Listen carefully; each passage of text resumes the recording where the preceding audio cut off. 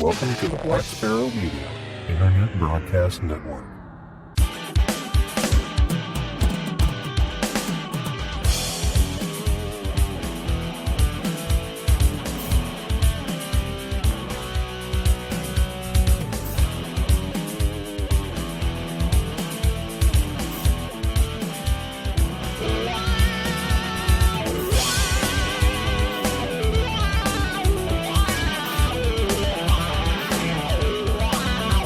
You are listening to Linux in the Ham Shack. LHS is a podcast about Linux, open source, and amateur radio for everyone. Now here are your hosts, Russ, K5TUX, Cheryl, W5MOO, and Bill, NE4RD. Well, hello everybody and welcome. You have tuned in to episode number 515 of Linux in the Ham Shack, the most terrific amateur radio podcast on the internet, and this is our weekender episode. This is where we talk about some random topic, whether it be amateur radio, open source, Linux, or hedonism related, and then we just go straight headlong into hedonism because that's the stuff that makes life worth living. So we're glad you're here with us. Unfortunately, Cheryl, W5MOO, is not with us, but we shall carry on. In the meantime, we'll introduce the two of us who are here. I'm Russ, K5TUX. And I'm Bill, NE4RD. So we will just have to carry on with hedonism without her. Well, at least not live. I'm sure she's probably invoking hedonism in the other room by imbibing something delicious. But in the meantime, we have a show to do, and in order to do that show, we have to pick a random topic. So I have gone over to the picker wheel, put in the 9 topics that we have left, randomized them 5 times, and I'm about to push the button so that we can find out what we're talking about tonight before we get into the straight-up hedonism stuff. So here we go.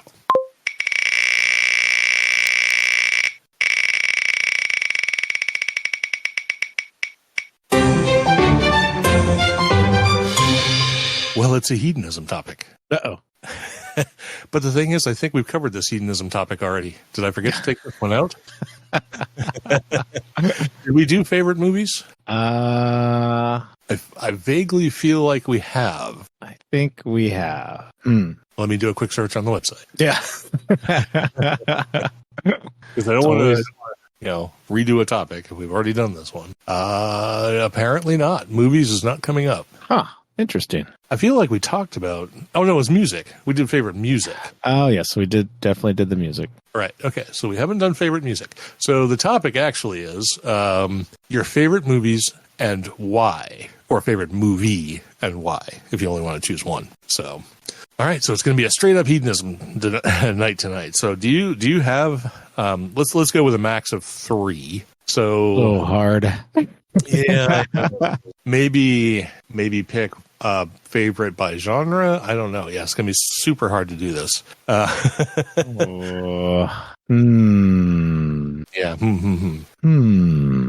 Okay. Okay. How about, you go. Let's do it this way. Instead of favorite, because it's hard to pick a favorite, or let's do it this way. Let's define favorite. Let's 3 movies that no matter what your mood, time, day, place, location, any factor at all, 3 movies that you can put on and we'll watch no matter what. Okay. I can go with that. Okay. that probably puts it into the realm of favorites. Yeah. So, all right. So if you want to do one, let's go for it. Okay. Well, I'll start with the obvious one. Shawshank Redemption. I swear, anytime that comes on, I watch it to the end, even though I've seen it probably about 1 million times. There's just something about that movie. And maybe it's just a combination of actors and stuff like that. But yeah, I love Shawshank Redemption. It's such a well-told story, and it's just done very well from start to finish. And yeah, I love it. It's one of my favorite movies. And judging by the IMDb top 250 list, it's pretty much everyone else's too, because I think it's still number 1. It might be number 2 now, but it was number 1 for a real long time. Really? So, that's cool. I'm not off the charts then. Yay. No. Apparently it definitely has all of the things that make a movie great. So that would have been on my list as well. But since you picked it, I'm going to avoid picking that one. So I will go for The Princess Bride.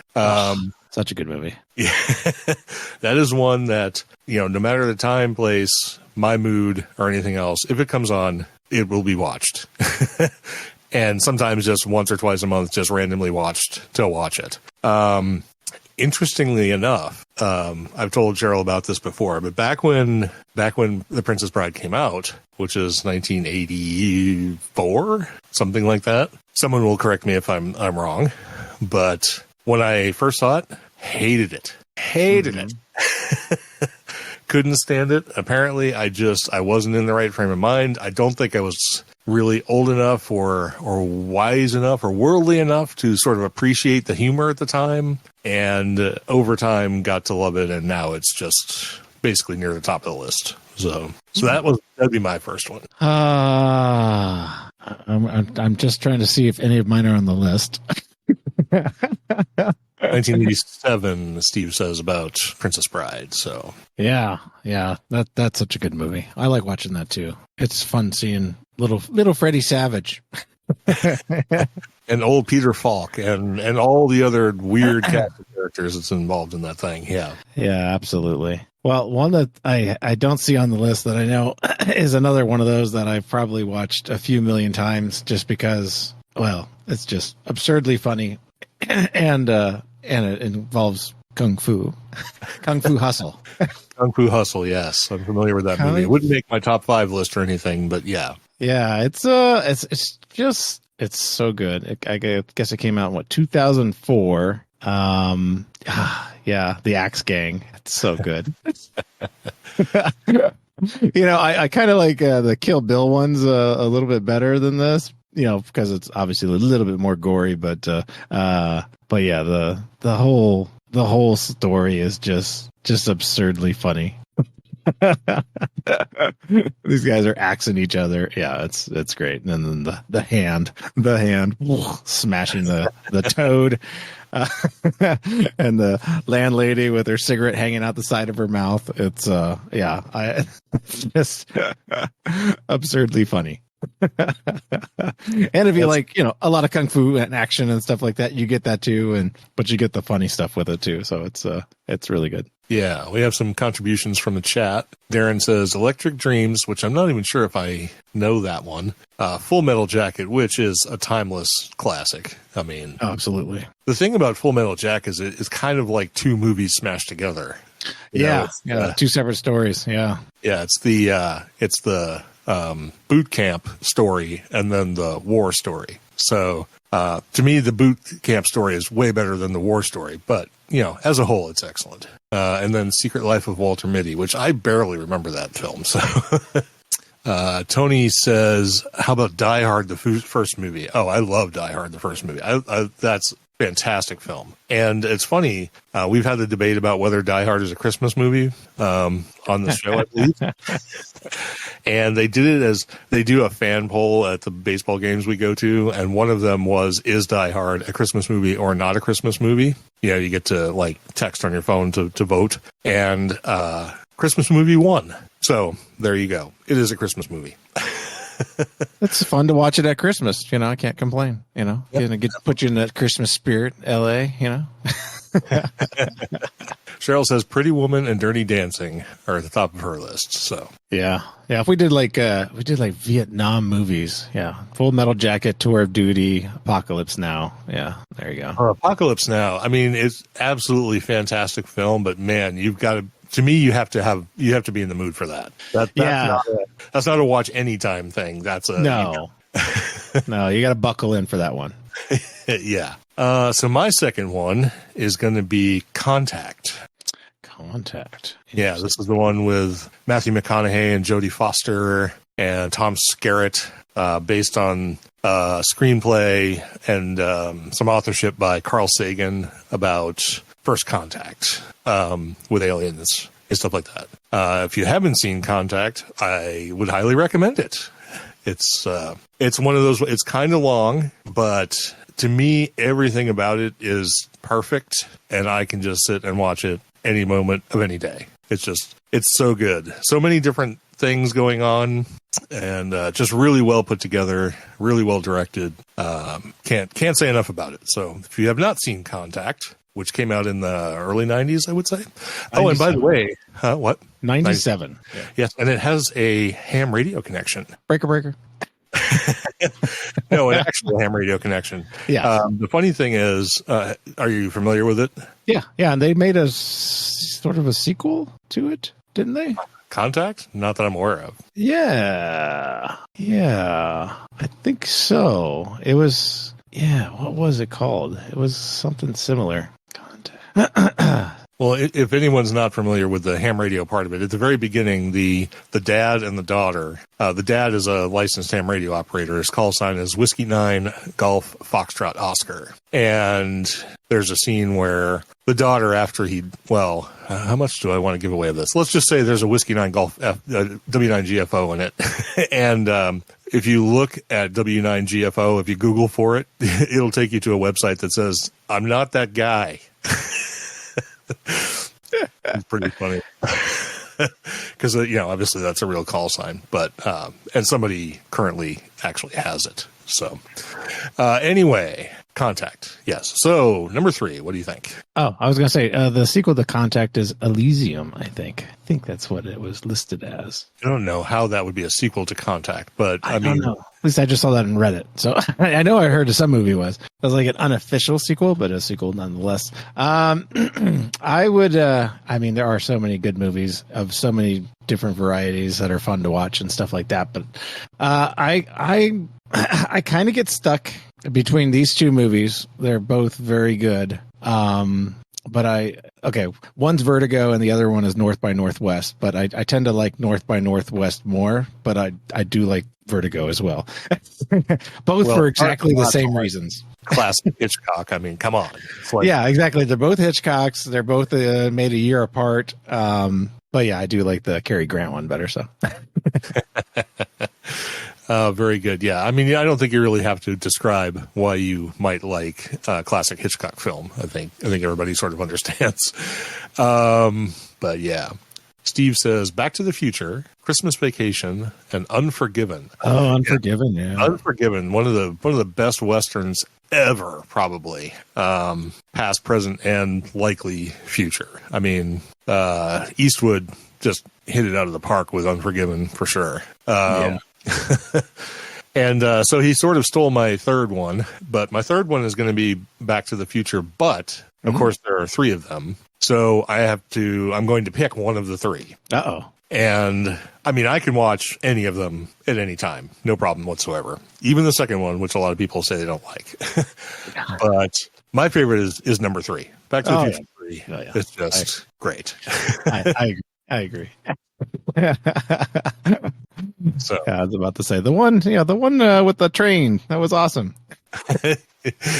Yep. If anybody in this hasn't seen any of the Back to the Futures, I'm not sure how that's even possible. So I don't feel like I have to explain Back to the Future at this point. But Cheryl's talking about Christmas movies, White Christmas, Die Hard, Miracle on 34th Street. Yeah. Well, Darren's getting into the other Eastwood flicks. Josie Wales. Outlaw Josie Wales. Yeah, I mean, if you're Hang 'em talking High about, too. Hang 'em High, I thought was really good too. Yeah, and both of the Good, Bad, and Ugly ones. Yeah. I mean, well, if you want to get into like when he was the cop with the big gun. Harry. What were those called? I think you're close. Harry something. Well, that's a character, but I don't think that's what the movies are called. Dirty Harry. That's right. Dirty Harry. Yep, Dirty Harry. Yeah. Those should be right.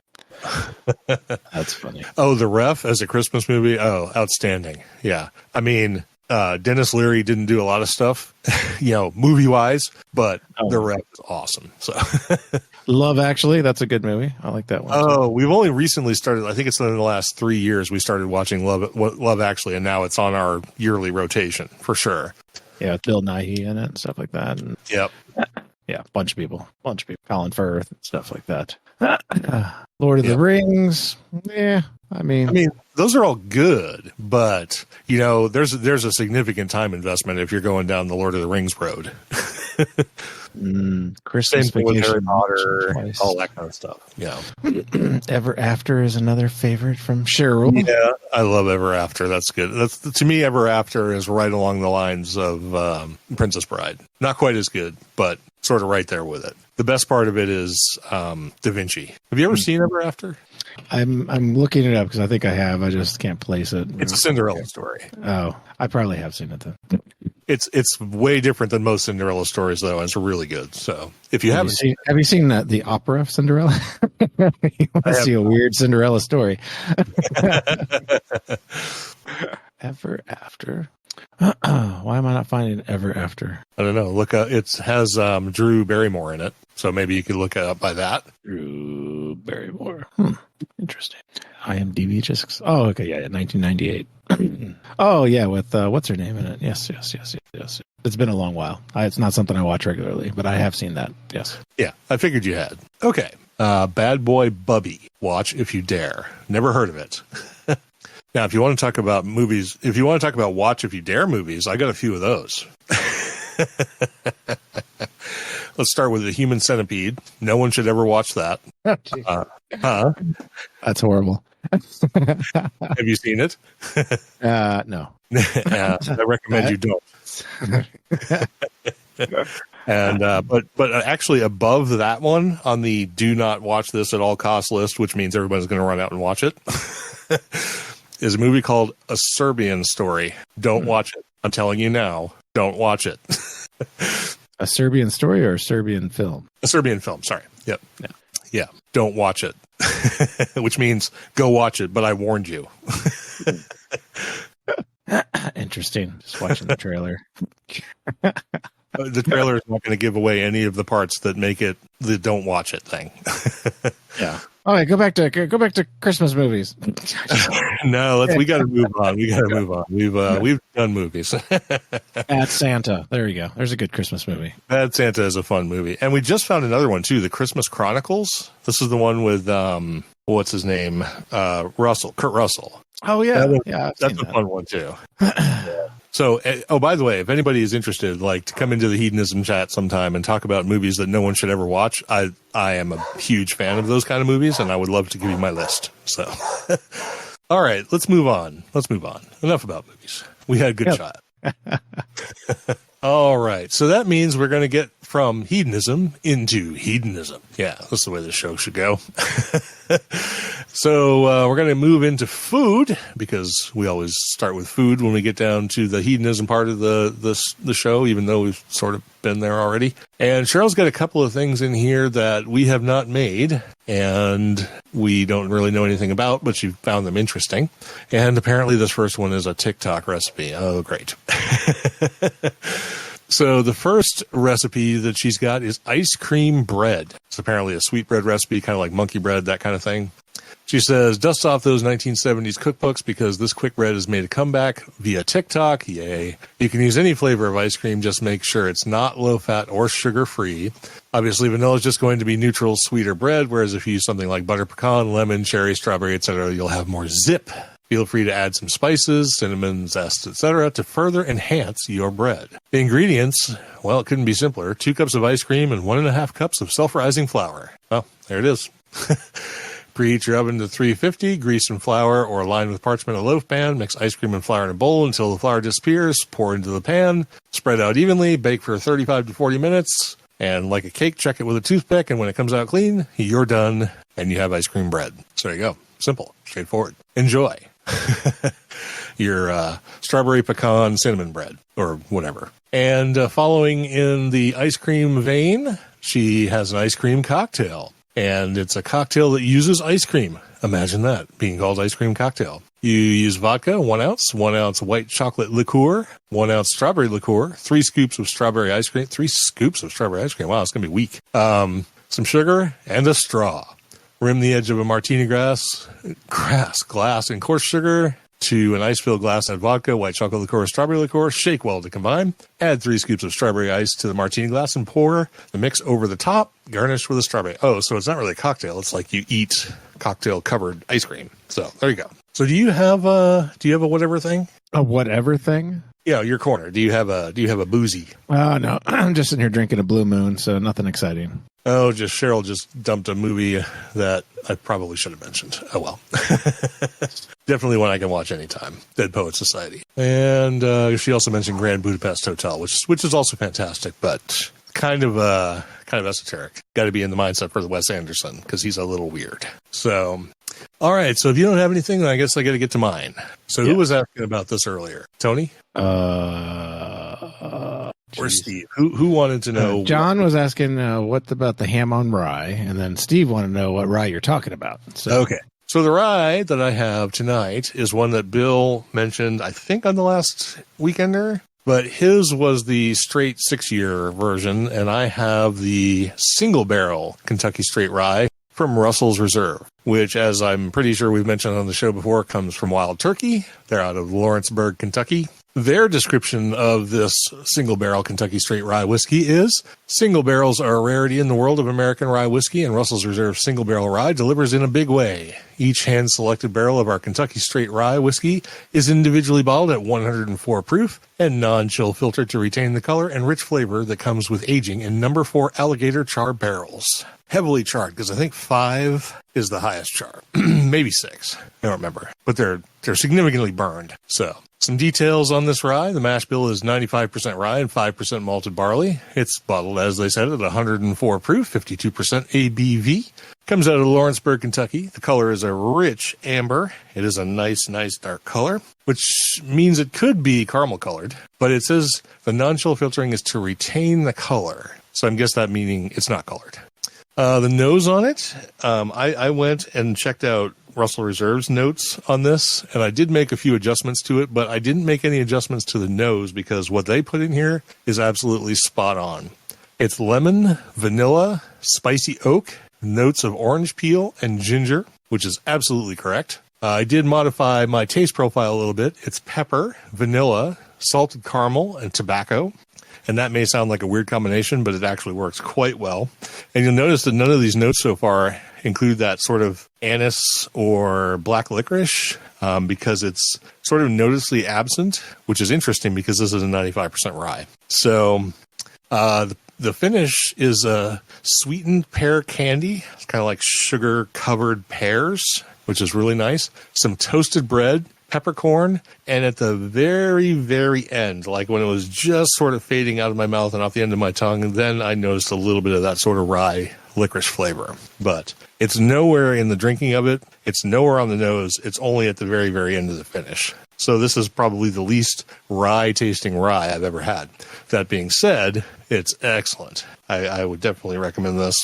It's a little on the pricey side for the single barrel. I think it runs $65 to $70 depending on like where you are in the country, but it's really good. If you have a little bit to plunk down on it and you're not, super hip on all the heavy rye flavor, this might be sort of right up your alley. And I'm going to give it a 92 out of 100. It's nice. Really good. Really, really good. Not the best rye I've ever had, but darn close. And at the price point, I mean, you really can't go wrong with it. So that, I think, is all I got.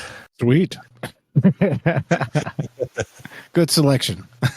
Yeah. So we don't have anything from you as far as like boozes or hedonism. No, I was going to say there are only 4 different barrel char levels. So I'm pretty sure I've heard of a char 5, but maybe not in American barrels. Maybe something. Yeah, char 4 is the highest with 55 seconds of flame time, and it's called an alligator char. Yep, which is what they said. So that's when the wood actually starts to crackle and it looks like you're used campfire, basically. Yeah. Yep. So, all right. So once again, we're down to announcements and feedback.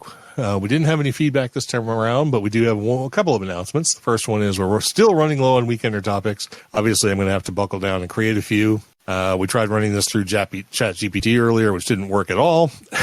And so we need actual like human interaction. So if you have any topics to put on our random topic wheel, we would love to have them. Just put them in the Discord, send them via email, tag us on social media, whatever. Just send us some topics. We'd love to hear them. And then Bill has an event coming up. Yep. We have Linux Fest Northwest. It's in Bellingham, Washington, and it's in October 20th through the 22nd. I'll be speaking there.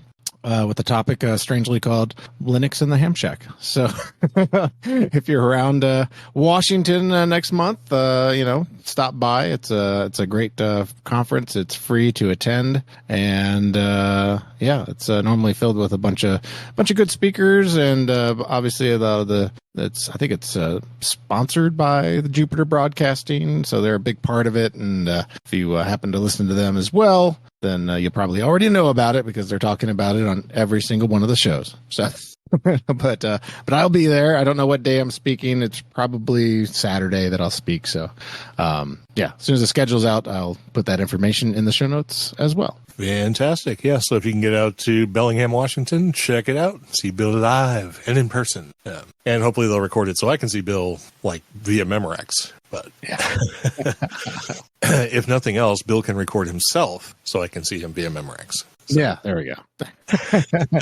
I'm flying there, so probably, I don't know. We'll see what just use your phone. That's all you got to do. I mean, okay. Yeah. Just point your phone at yourself and I'll take a selfie the whole time. Look at me. All right. So finally, to wrap up, we have our new subscribers, supporters, and live participants. So let's run down this list real quick, and then we'll let everybody get back to whatever they were doing before they started listening to the show. On Facebook, we had Ralph Scable, Thomas Bentley, David Antelis, and Larry Holden. On Twitter, we had Flea Kicks. On Mastodon, KJ5AMZ. On the mailing list, we had N9LWW. On Discord, W3LDR-Rodney, Barry VT, and Kraken77.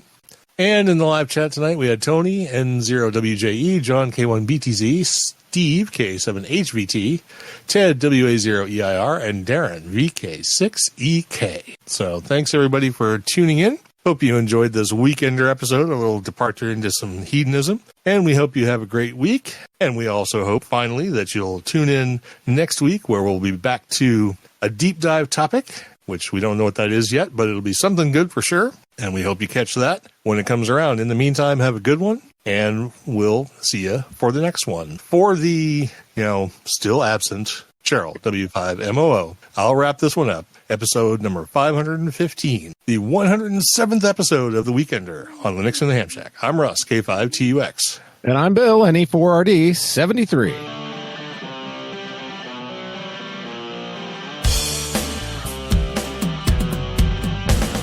Thank you for listening to this episode of Linux in the Ham Shack.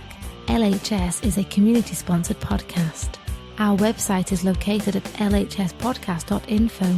You can support the podcast by visiting the LHS Patreon page at patreon.com/LHS Podcast, or by using the contribute list on the homepage.